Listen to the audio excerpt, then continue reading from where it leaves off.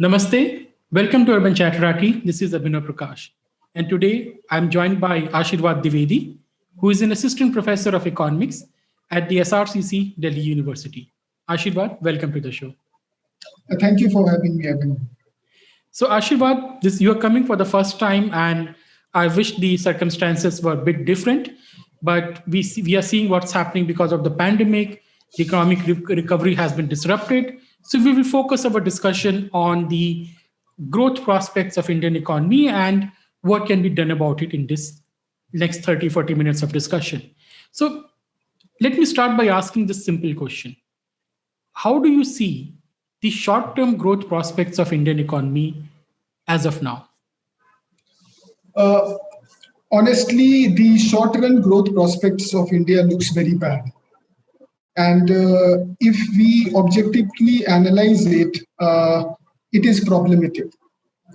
So to set the context, let's start with a factual number.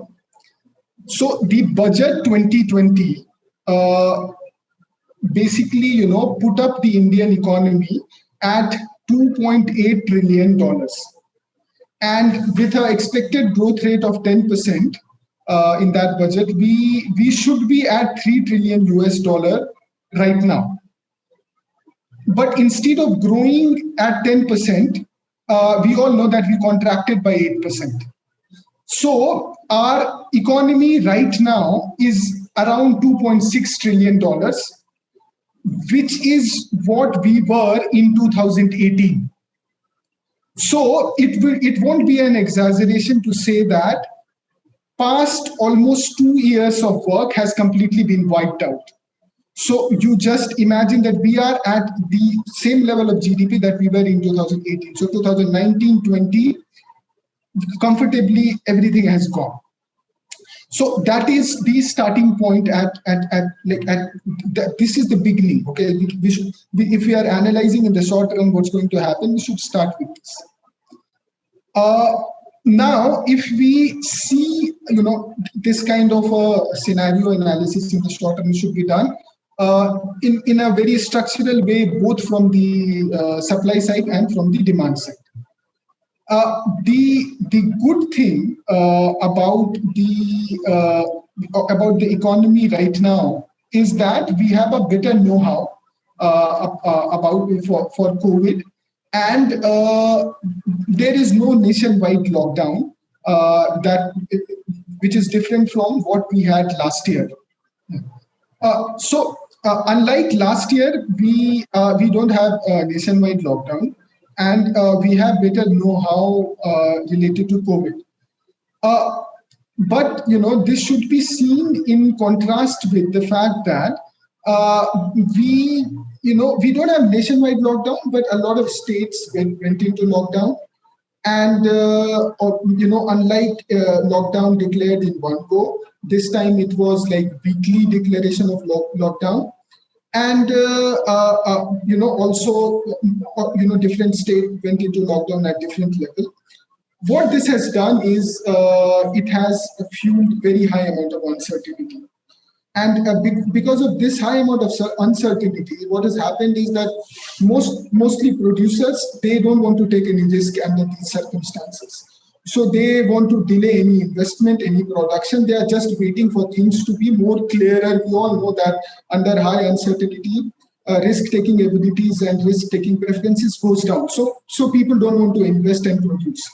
Also, there are network effects. So let's say if I am in Delhi, I'm producing XYZ, and there is lockdown in Bhopal, it's not impacting me directly, but indirectly, because there are a lot of intermediaries in between.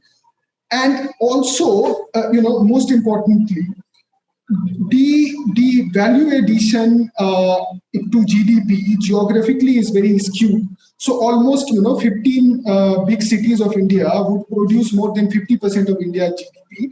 And most of the big towns of India, big cities of India were either under lockdown or under some kind of a curfew or restriction.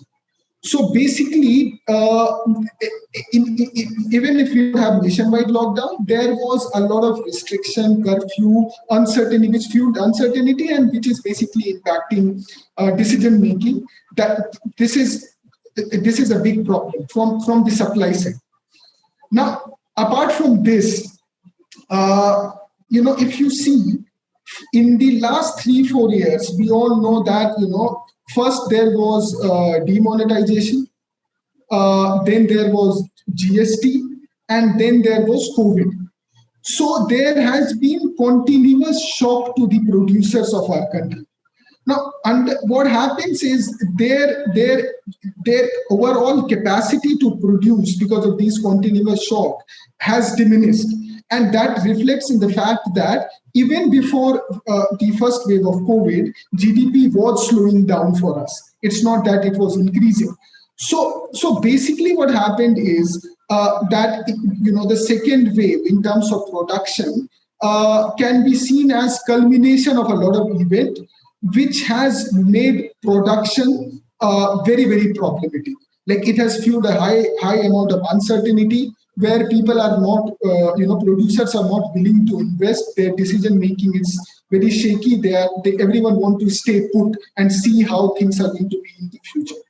So if you see from the supply side, the scenario is grim as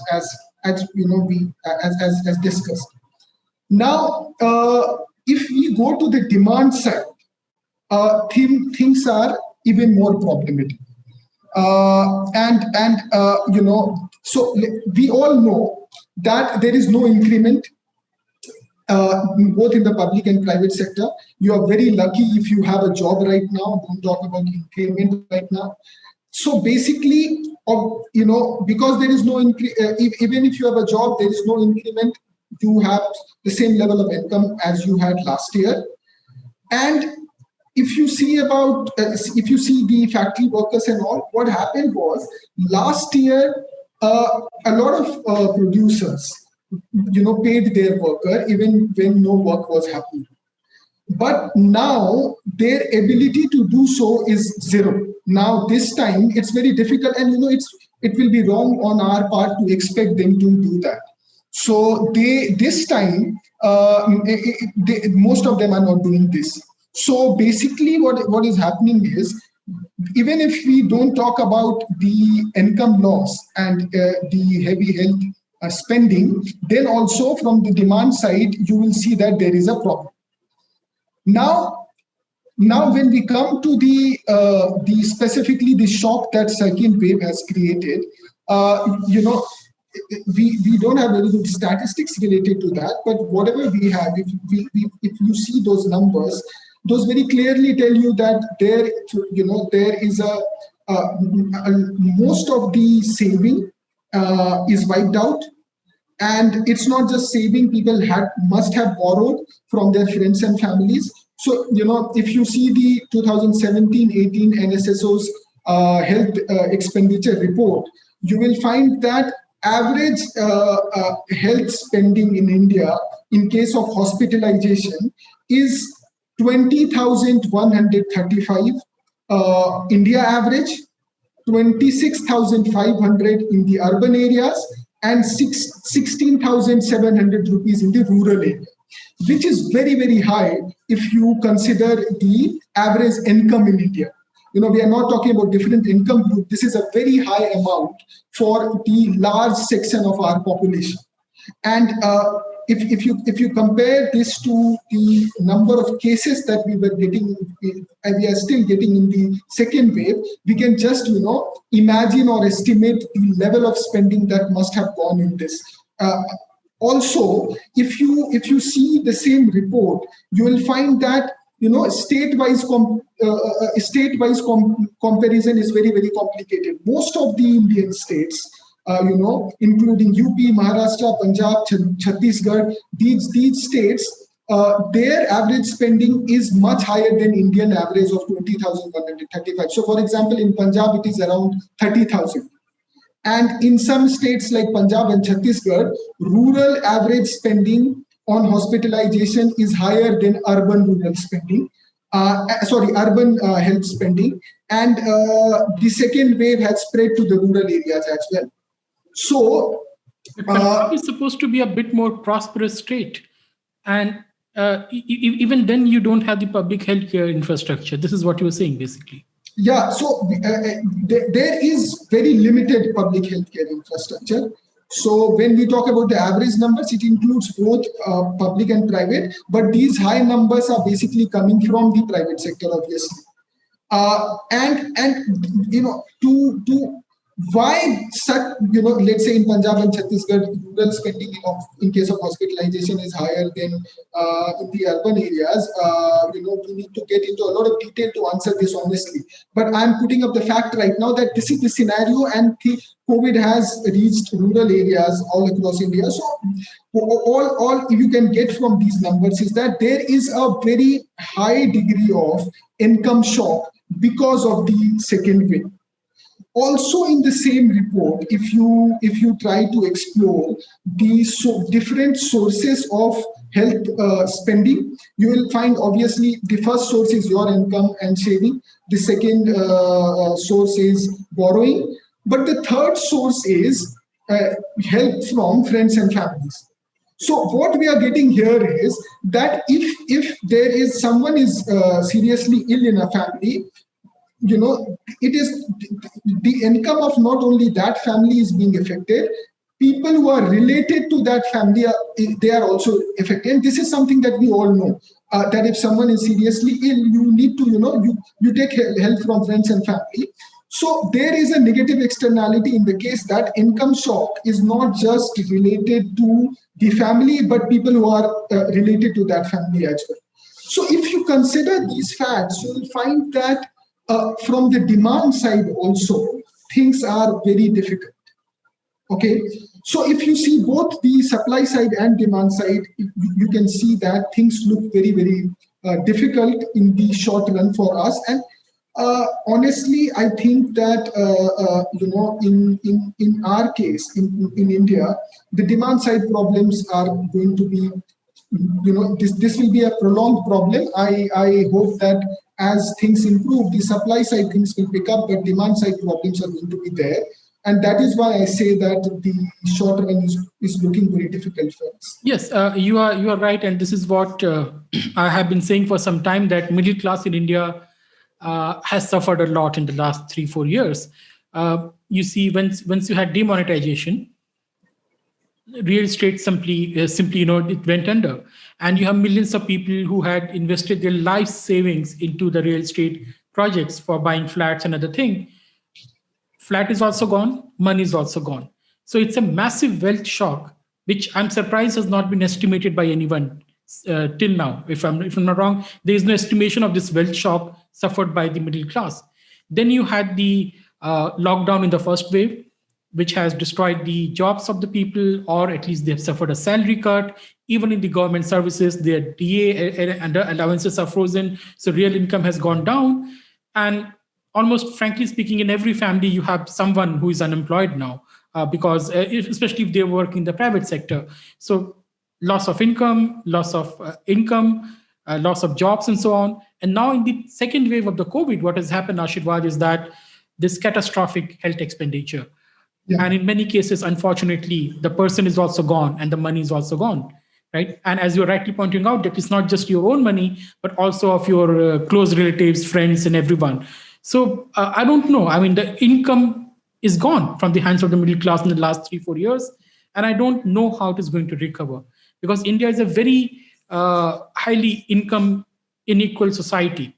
So it's only the rich people, very small rich people, who have the capacity to spend. And then you have a very small middle class, which people say is 30 crore and whatever. I don't think it's 30 crore. It's much smaller. And even that is now suffering. So short term, even I'm not very optimistic about the short term. But let's say, what about the medium term and the long term? Before I come to the medium term and long term, I want to highlight one more fact. See, these are the broader, points that one should take note of when talking about short-term scenario for India. There is one more important thing. See, we are not manufacturing-based economy. We have never been manufacturing-based economy. We are more service-based economy. Now, if you are a service-based economy, service requires more people-to-people communication, more movement, and all.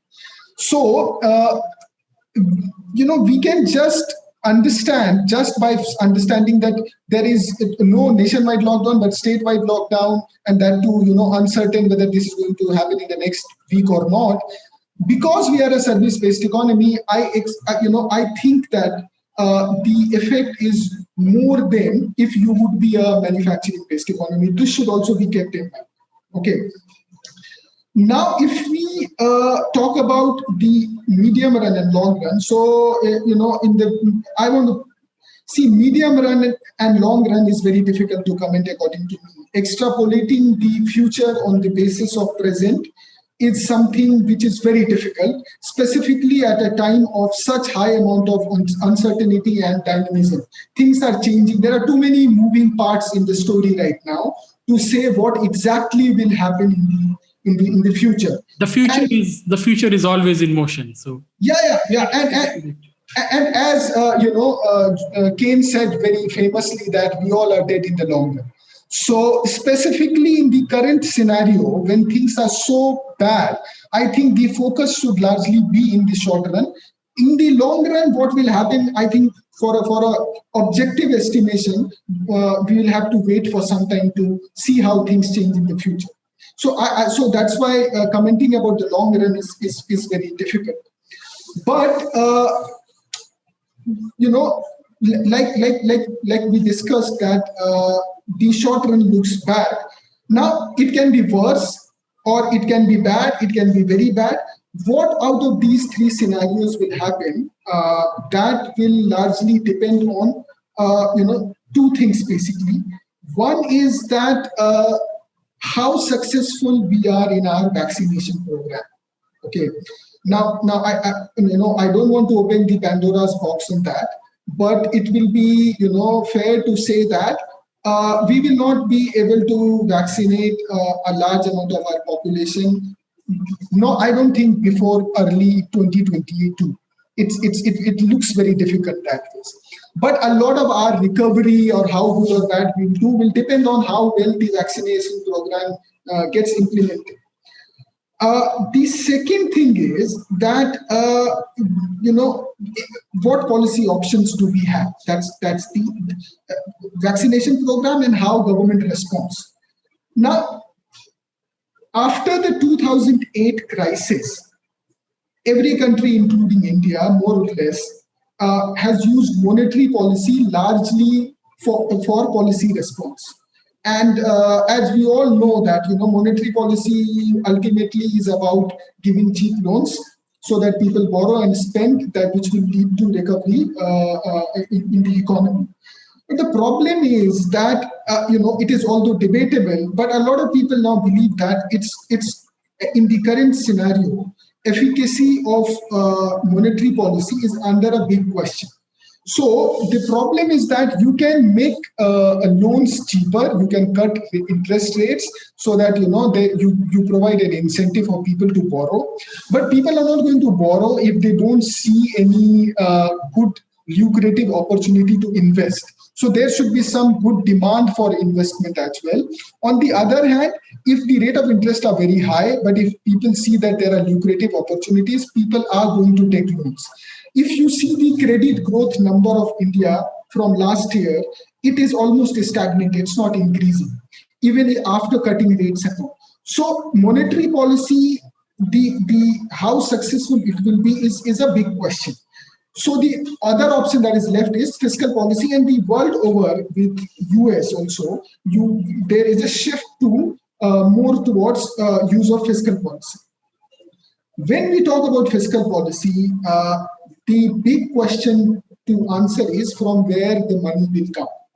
And it's a legitimate question because it leads to a lot of, for example, we talk about credit rating agencies downgrading and all. Again, it's altogether a different story that their downgrade and all is very it's not based on a sound methodology and all. However, if they downgrade, there is a problem, specifically in a scenario where you are contracting, your GDP is declining. So if your GDP is declining, your revenues will decline.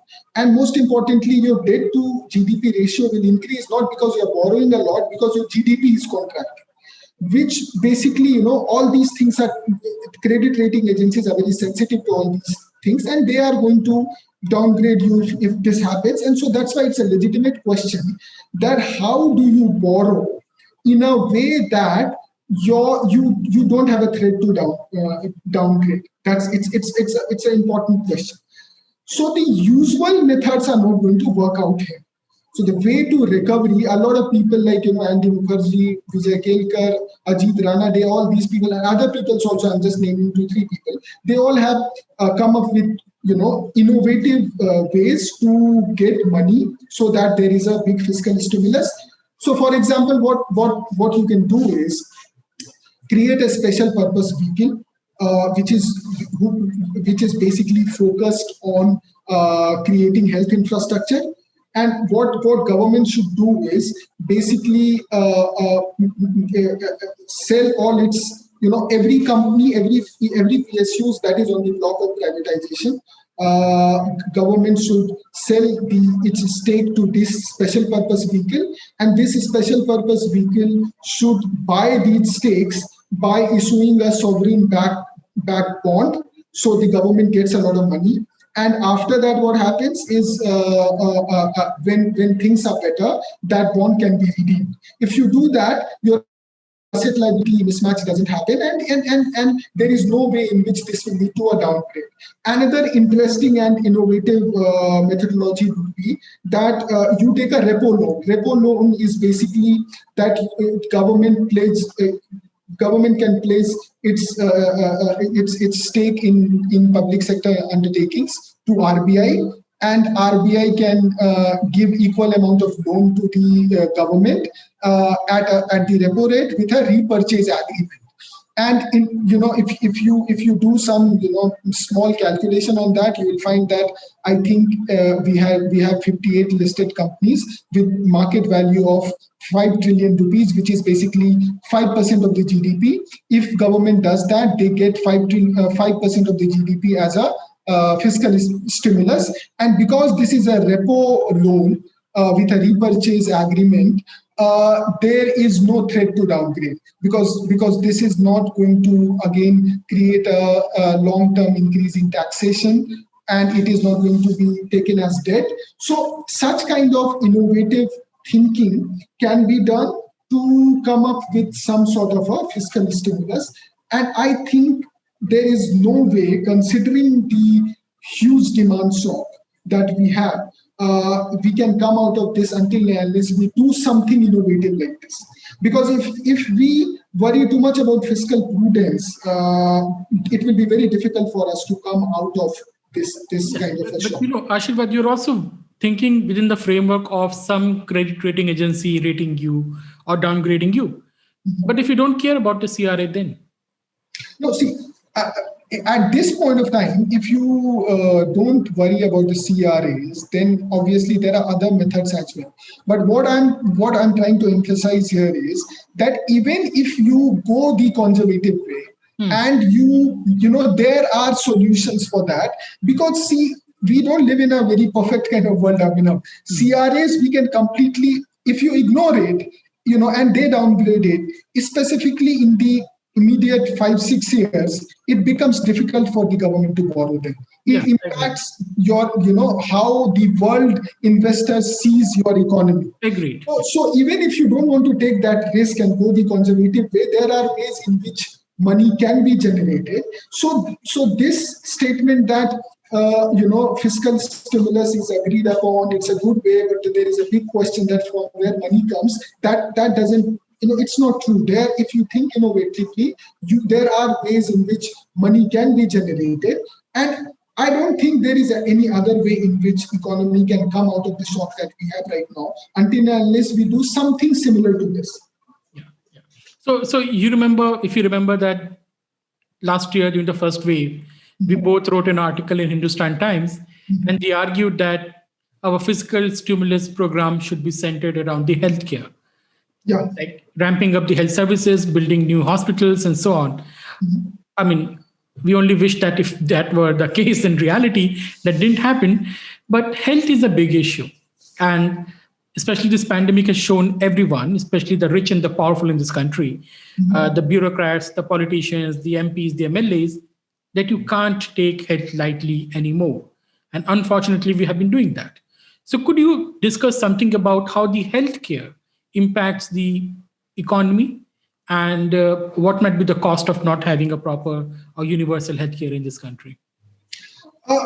See, there is something very ironic here, Abhinav. If you see the narrative that we have right now, and ask anyone in the government or common people also, that what is the biggest challenge that our country is facing right now in managing the second wave, the answer would be we do not have enough medical staff.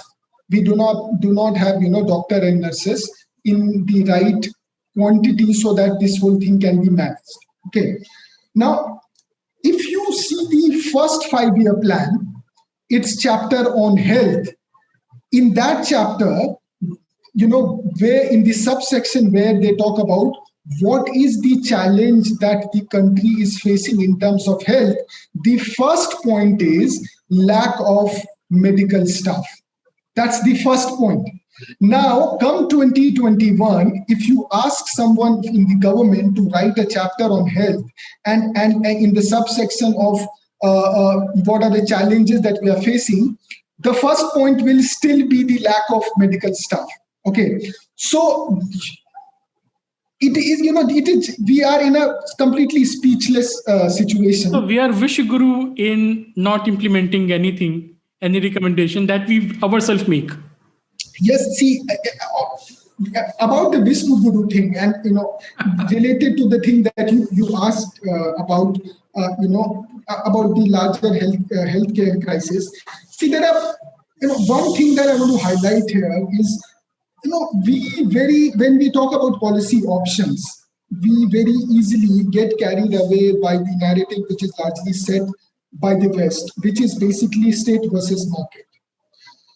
See, we neither have a well-functioning state nor a well-functioning market. That is the truth. And, as you said, we have a collective fantasy about being a Vishnu Guru and all. But the honest thing is that we are not there yet. Building a well-functioning institution takes a lot of hard work. We are actually not there yet.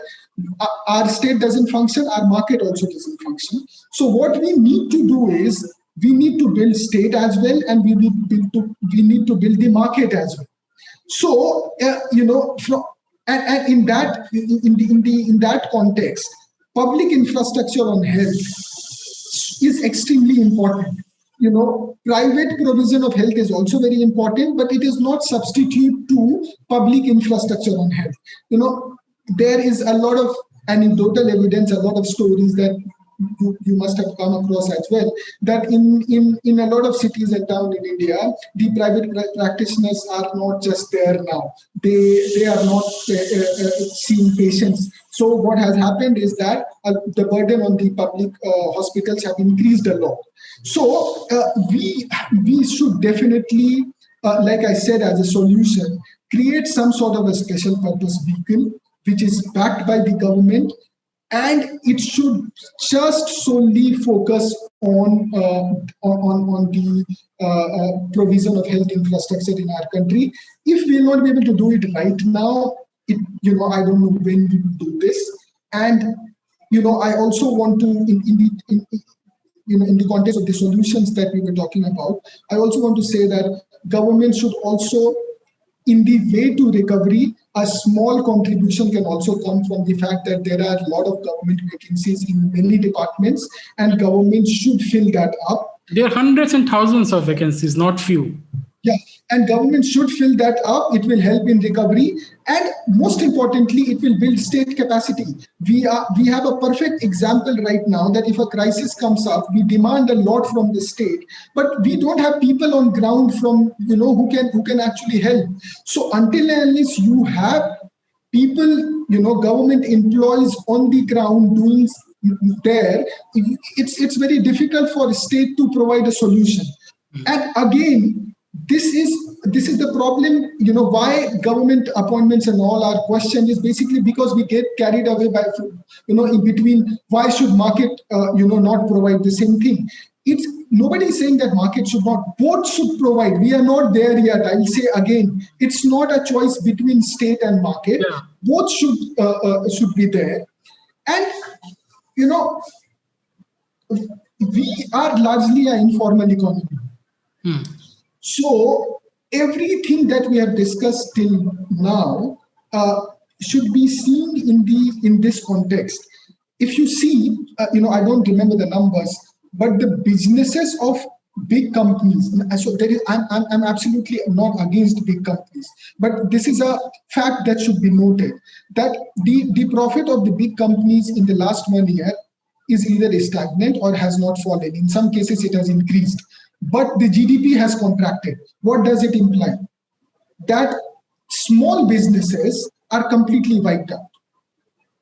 So basically, because it's a structural problem for all developing economies which are informal, that you do not have proper statistics on informal sector, but we are a largely informal economy. So in the numbers, in the data, the actual enormity of the crisis may not be reflected. This is not a statement against the government that government is hiding something. It's a structural problem because you don't have information. Things on informal sector is basically calculated on the basis of proxies from the past, and which is where there is an inherent assumption that the future will be as past was and as present is, which doesn't work in the current scenario, because we are in exceptional circumstances right now. So, when you have the numbers, always, those numbers should be seen with this understanding that we are a largely informal economy. So I really hope that some innovative solution will be implemented and government will ultimately come up with some kind of a support which will bring us out of this whole crisis. So you rightly pointed out that Indian state is very weak, and this is what I also say. Indian state is a ghost state. It exists only on paper. I mean, you look at the per capita public employees in India, it's the lowest in the world. I mean, free market economies like America have 5 to 6 times your number. So still we have this perverted debate that we need to cut down on the size of the government. The government barely exists in India. The problem is the arbitrary powers in the hands of bureaucrats to create all kind of nonsense. You rationalize it, increase the number of people in healthcare and basic services. We actually need that. But again, my final question, Ashirvad, is many people are saying that we need to junk any concern about the fiscal deficit. We need to move beyond it, and money is not an issue. There's this new radical approach, especially in the Western countries, which is called the modern monetary theory. Your take on it? Very briefly, for a developing economy like India, modern monetary theory will not be as successful as it will be in a country like US, because US has the driving currency, that is dollar. So modern monetary theory, its implementation in India will be problematic. So I do not think that... If you could tell the people what exactly MMT is, because the people listening to you are the lay audience. No, MMT basically, the modern monetary theory basically in one line tells that government, there is a difference between the budget constraint of a family and the government. And the basic difference lies in the fact that families can't print money, but government can print money. So if the economy is going through a crisis, the thinking of the government should not be like thinking of a family. You can print money, spend that, and that will bring it out of the crisis. The only constraint that government should think is the constraint of inflation. So don't print too much money so that it fuels up or it creates a problem of hyperinflation.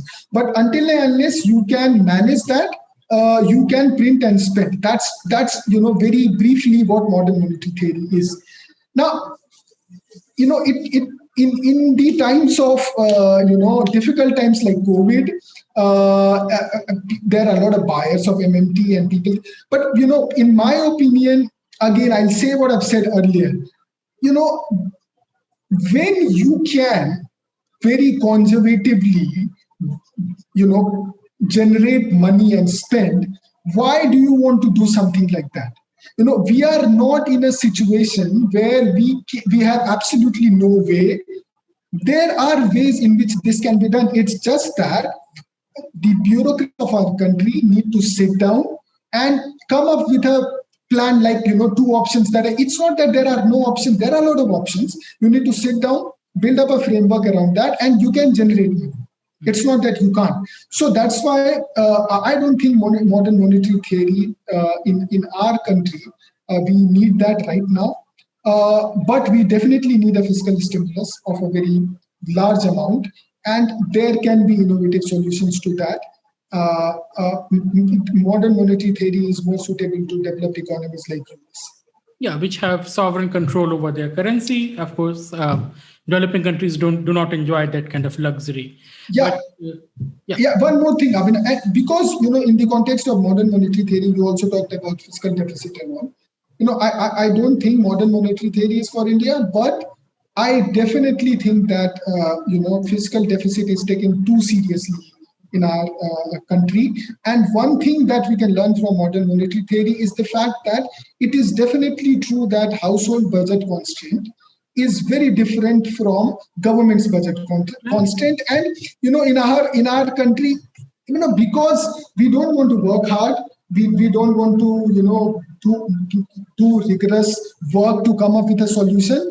लोग बहुत general common sensical चीजों को बहुत seriously ले लेते हैं people talk very seriously about कि अगर हमारे घर में कोई क्राइसिस हो जाएगा तो हम क्या करेंगे, हम स्पेंडिंग कम कर देंगे.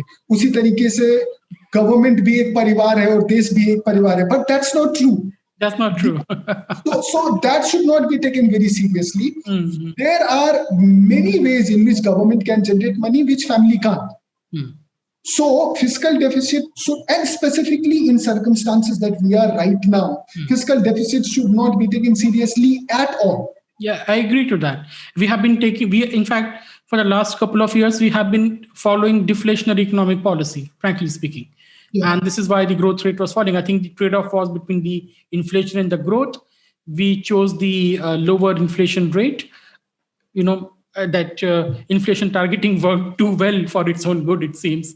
But thank you, Ashirvad, for coming to the show and talking to us. And I think it was just like another online class, which you must be taking for the last 1 year. Didn't you get bored of it? Yeah, now the online classes are becoming difficult. It will continue for at least 1 more year, it seems now. No, if not 1 year, at least 6 months. I'm pretty sure that depends on if we can vaccinate people by the December. Yeah. But thank you, Ashirvad. Thank you so much. And thank you, audience, for listening to us. Don't forget to subscribe to the channel and also join as a member if you like. Hoping to see you soon. Thank you.